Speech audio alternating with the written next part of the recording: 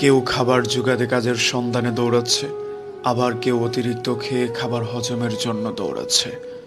গভীর রাতে কারো বিলাসবহুল গাড়ি থামছে নিষিদ্ধ পল্লীতে, ঘরে অপেক্ষারত স্ত্রী দীর্ঘ শ্বাস ফেলছে। কেউ ভাঙা গড়ে থেকে ওই স্ত্রীকে নিয়ে অবিরত সুখের স্বপ্ন বুনছে। কেউ ভাবছে আর কয়টা দিন, ডিভোর্স পেপারে সাইন করলেই মুক্তি।